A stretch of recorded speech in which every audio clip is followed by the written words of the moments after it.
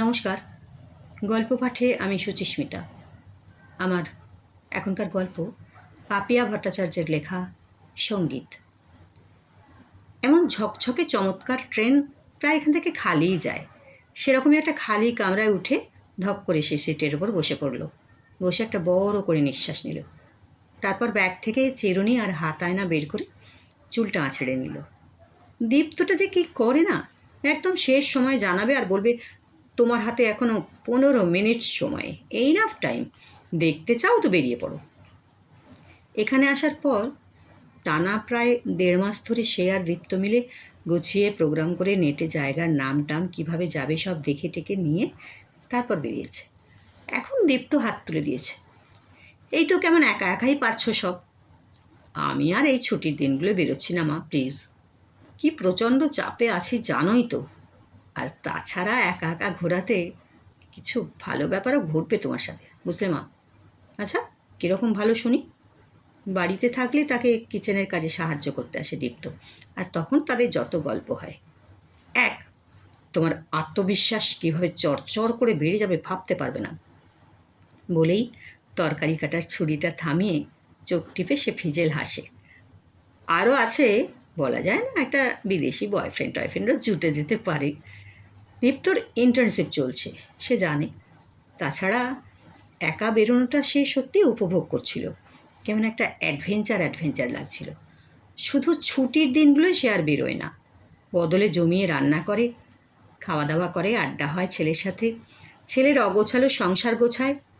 শনিবার সকালে কমপ্লেক্সের কাছে একটা হাট বসে, একদম দেশের হাতের মতোই। খোলা একটা চত্বরে ঝটাপট এক গাদা দোকান বসে যায়। আনাজপত্র, মাছ, মাংস, সস্তা জামাকাপড়, যাবতীয় কিছু। বেশ গমগমে ব্যাপার একটা, যেটা এই দেশটার সাথে মেলে না। বড্ড চেনা চেনা লাগে সব। আর সে বিস্তর ঘোরাঘুরি করে প্রচুর লোকজন দেখে টেকে নিয়ে কিনে আনে শুধু একটা কাঁচা লঙ্কার প্যাকেট। শাকসবজি সবই কম দামে টাটকা তাজা পাওয়া যায় তাদের কাছের শপিং মলে, কিন্তু কাঁচা লঙ্কা কোথাও পাওয়া যায় না। ইউরোপীয়রা বোধহয় কাঁচা পাকা কোনো লঙ্কাই খায় না। গ্রীষ্মটা এখানে সাংঘাতিক ব্যাপার। সারা বছর আকুল প্রতীক্ষার সময় এদের। এমনই এক মার্চ মাসের কনকনে ঠান্ডায় এসেছিল সে। ঝিরঝিরে তুষারপাতের মধ্যে দিয়ে হাঁটল 2-4 দিন। তখনও মাইনাস টেম্পারেচার চলছে। আস্তে আস্তে বেলা বাড়ল। এখন এই জুনের শুরুতে তো রাত্রি 10টাতেও দিনের আলো। ফ্ল্যাটে বোঝার উপায় নেই, কিন্তু বাইরে ঠান্ডার কামড় এখনও ভালোই আছে, বিশেষ করে যেদিন বৃষ্টি হয়। বৃষ্টি অবশ্য এখানে যখন তখনই হয়, কিন্তু নেটে একটু বৃষ্টির সময়কালটা দেখে টেকে নিয়ে বেরিয়ে পড়লে যেন স্বপ্নের দরজাগুলো সব খুলে যায়।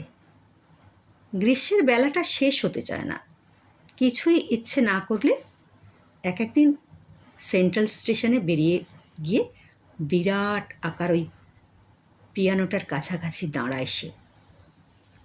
আসা যাওয়ার পথে সারাক্ষণ কেউ না কেউ পিয়ানোটার সামনে দাঁড়ায়, আর ঝমঝম করে অচেনা অজানা সুর বাজে, অজানা ভাষায় গান। মাটির তলার এই স্টেশনে একসময় পিয়ানোয় মগ্ন থাকা উদাসীন দেখতে ছেলেটি লাফিয়ে উঠে ট্রেন ধরতে চলে যায়, কিন্তু পায়ের কাছে অবহেলায় পড়ে থাকা ব্যাগটি নিতে ভোলে না। তার বেশ লাগে এসব দেখতে।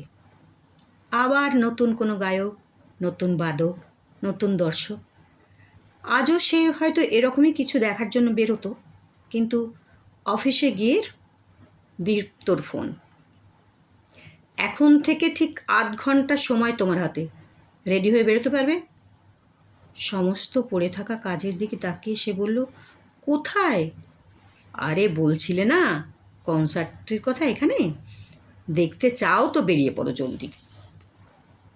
আর মনে রেখো, তোমার হাতে কিন্তু 8 ঘন্টাই সময়, কারণ এটা ফ্রি কনসার্ট। ফ্রি মানে পয়সা লাগবে না? তো ফ্রি মানে তো তাই হয়। এই জুন মাসে এরা এখানে মাঝে মধ্যে এরকম ফ্রি লাঞ্চ কনসার্ট করে থাকে, বুঝলে? যাবে তো চটপট বেরিয়ে পড়ো। এমনিতেই ফ্রি কথাটার একটা মোহ আছে। তারপর যদি সেটা এ দেশের কনসার্ট হয়। তারপরেও একটু আগে বলবি তো, এইসব বলে যতই সে কাটাতে চাক, কিন্তু তড়িঘড়ি প্রস্তুত হয়ে বেরিয়ে পড়েছে। জীবনের প্রতিটা অভিজ্ঞতাই তার কাছে খুব দামি, আর সে সঞ্চয় করাতেই চায়। সেন্ট্রালে ট্রেন দাঁড়াতে না দাঁড়াতে একে ওকে টপকে নেমে পড়তে গিয়ে ভাবল, দীপ্ত থাকলে খুব বকুনি খেত। এরাও লাইন দিয়ে অপেক্ষা করতে করতে অবাক হয়ে থাকে দেখছে, আর ভাবছে নিশ্চয়ই কোনো অসভ্য দেশের বাসিন্দা এটা। যাকে পরে ঠিকঠাক ভদ্রতা করে নেবে। আজ সরি বাবা। সাবওয়েতে ঊর্ধ্বশ্বাসে দৌড়ে চলন্ত সিঁড়ি ধরে ওপরে উঠে ট্রাম লাইন। একটু অসুবিধা হচ্ছে। কী যে ইচ্ছে হলো আজ তার প্রিয় হালকা গোলাপি রঙের শাড়িটা পরতে। দীপ্ত পরতে দেয় না, বলে সব জায়গায় চলন্ত সিঁড়ি জড়িয়ে পড়বে নাকি। 2 নম্বর ট্রামে উঠে সে চালককে বলল, আমাকে একটু বলে দিও প্লিজ, মাতিসের পরের স্টপে নামব। স্ক্রিনে ডিসপ্লে করা থাকবে, দেখো। কনসার্ট হল তো? সুদর্শন ডাচ চালকটি হাসি মুখে বলল তাকে। এরপর কি করে সে বলবে যে ডিজিটাল ডিসপ্লে বোর্ডে প্রত্যেকটা স্টপেজের নাম লেখা থাকলেও ডাচ ভাষায় লেখার জন্য জায়গার নাম বোঝার সাধ্য তার নেই। সে উদ্বিগ্ন হয়ে জানলার কাছে মুখটা প্রায় চেপে ধরে তার ইতিমধ্যে ঘোরার জায়গাগুলো দেখছিল। এদিকে রাইন্স মিউজিয়াম, তারপর ভ্যানগগ পেরোলো একটা সবুজ মাঠ, ওই তো মাতিস মিউজিয়াম। হাই ম্যাম, এই যে আসছে তোমার স্টপ। সামনের আয়নায় দেখল সহাস্য চালকের মুখ। সে কৃতজ্ঞ চোখে তাকালো ওর দিকে। নামার আগে ঠিক মনে রেখেছে। বাঁদিকে নিজের আসন থেকে মুখ বাড়ালো, আঙুল দেখিয়ে বলল, ওই দিকে তোমার কনসার্ট হল। সে ধন্যবাদ জানাতেও ভুলে গেল। ভরা চোখে তাকিয়ে রইল। বুড়ো আঙুল দেখিয়ে চালকটি বলল, হ্যাভ এ নাইস ডে। এটা এখানকার সবচেয়ে প্রাচীন কনসার্ট হল। ভেতরে বিশাল ঘরে প্রচুর লোকজন। সেটা একটা বড় হল ঘর, কিন্তু দোতলায় ওঠার গেট বন্ধ হয়ে গেছে। ওদিক থেকে একটা তরুণ তাকে দেখছিল। মাথা নেড়ে বলল, sorry, you are too late. প্রচণ্ড উত্তেজনায় কি ভীষণ ক্লান্ত লাগছিল তার। ছেলের ওপরে খুব রাগ হচ্ছিল, চোখে জল আসছিল। দুম করে একটা প্রোগ্রাম করে দিলি, আমি এখানকার কিছু চিনি না, জানি না, শুধু ফিরে যেতে হবে। পরের শোয়ের জন্য দীর্ঘ লাইনের দিকে তাকালো সে। আরও 3 ঘন্টা পর একটা শো। তার পক্ষে সম্ভব এতক্ষণ এখানে নিঃসঙ্গ একা অপেক্ষা করা? তখন গেটটা একটু খুলল। একজন মধ্যবয়সী ডাচ মহিলা গমগমে গলায় কিছু বলছেন। নিশ্চয়ই তার জামায় স্পিকার লাগানো আছে, কারণ হলের সর্বত্র ছড়িয়ে পড়ছে তার কণ্ঠস্বর। ইংরেজিতে বলছেন, কিন্তু উচ্চারণের কারণে সে বহু কষ্টে মর্মবস্তু উদ্ধার করল। অপেক্ষারত মানুষদের জন্য সুখবর। ভেতরে থাকা 2 জন মানুষ কোনো জরুরি খবরে বেরিয়ে যাচ্ছেন। চাইলে এখান থেকে যে কোনো 2 জন শূন্যস্থান পূরণ করতে পারেন। মাত্র 2 জন? সে অন্তত 15-16 জনের পিছনে, অথচ খালি সিটের কথা শুনে কেউ হুড়োহুড়ি করছে না, শান্তভাবে তাকিয়ে আছে। তার তো আশা করার কিছুই নেই। কিন্তু গেটটা পুরোটা খুলে ভদ্রমহিলা একটু ঝুঁকে বললেন, hi Indian lady, you come first.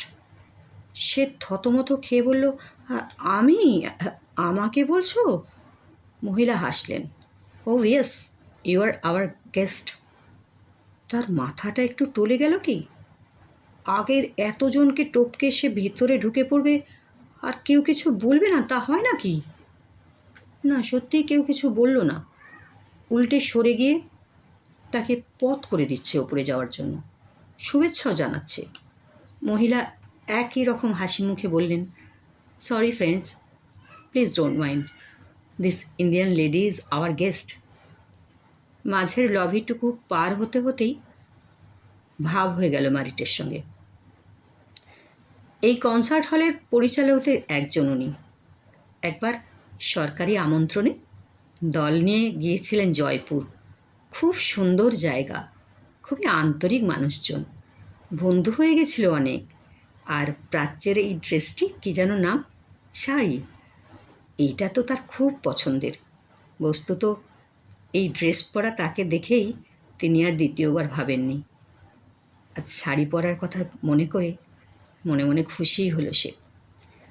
মারিট Jaipur, Delhi ছাড়া তাজমহলের নাম বলল।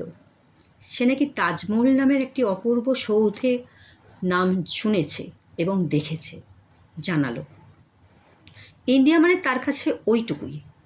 নেদারল্যান্ড একটি ছোট্ট দেশ, ভারতবর্ষের বিশালত্ব সম্বন্ধে তার কোনো ধারণাই নেই। কনসার্ট ব্যাপারে তার যেমন ধারণাটা রকমই প্রায়। মঞ্চের ওপর দুই তরুণ তরুণী চেলো আর স্যাক্সোফোনের ঝড় তুলছে যখন, তখনও সে ভাবছে এদের একজন নিশ্চয়ই গায়ক হবে আর এক্ষুনি গান শুরু হবে। একটা পিস শেষ হওয়ার পরে পিন পতনের স্তব্ধতা, পর মুহূর্তেই হাততালিতে ফেটে পড়ল বিরাট ওই হলঘর। সামান্য বিরতির পর শুরু হলো আবার একটা, কি অদ্ভুত একটা আলোড়ন সৃষ্টি হলো তার মধ্যে। ব্যথা, আনন্দ, স্মৃতি, ভালোবাসার মিশ্র অনুভূতি এমনভাবে ছেয়ে ফেলল যে সে পরেরগুলো শুনে গেল একটা ঘোরের মধ্যে। কনসার্ট শেষে সেই ঘোরের মধ্যেই যেন বেরিয়ে আসছিল। তখন মারিট তাকে ডাকল, বলল, আমার আজকের ডিউটি শেষ, তোমার জন্যই অপেক্ষা করছিলাম। তোমার হাতে সময় আছে তো? তাহলে চলো কফি খাই। কফি আর স্থানীয় বেকারির বিস্কুট খেতে খেতে তারা গল্প করছিল। কনসার্ট হলের এক প্রান্তে ক্যাফেটেরিয়াতে মারিট তাকে ভারতের গল্প, ফেলে আসা কিছু দিনের কথা, তার বয়ফ্রেন্ডের সঙ্গে তার তাজমহলের সামনে কাটানো কিছু সময়, এসব কথা বলছিল। তার ভারতীয় বন্ধুদের সাহায্য নিয়ে সেদিন সে শাড়ি পরেছিল। সে ছবি আমার ফার্ম হাউসের বাড়িতে আছে। তুমি এদেশে আছো তো এখন কিছুদিন? এখান থেকে কিছুটা দূরে আমার একটা ফার্ম হাউস আছে। উইকেন্ডেতে আমি সেখানে চলে যাই। তুমি আসবে একদিন? এসো না, মারিট বলল তাকে। তারপর কফিতে চুমুক দিয়ে কিছু সময় পর বলল, মাত্র 3 সপ্তাহ ছিলাম তোমাদের দেশে, রুবেন আর আমি। জয়পুরে প্রোগ্রাম ছিল আমাদের। শেষ হওয়ার পর দিল্লি আর তাজমহল দেখা। ইন্ডিয়া থেকে ফিরে আমরা ঠিক করলাম একসাথে থাকব। 16 বছর ছিলামও, তাই আছি, থাকবো, জানো, আমৃত্যু। 16 বছর ছিলাম, আছি, থাকবো শুনে সে একটু ধন্দে পড়ে গেল। জিজ্ঞেস করলো, রুবেন এখন কোথায়?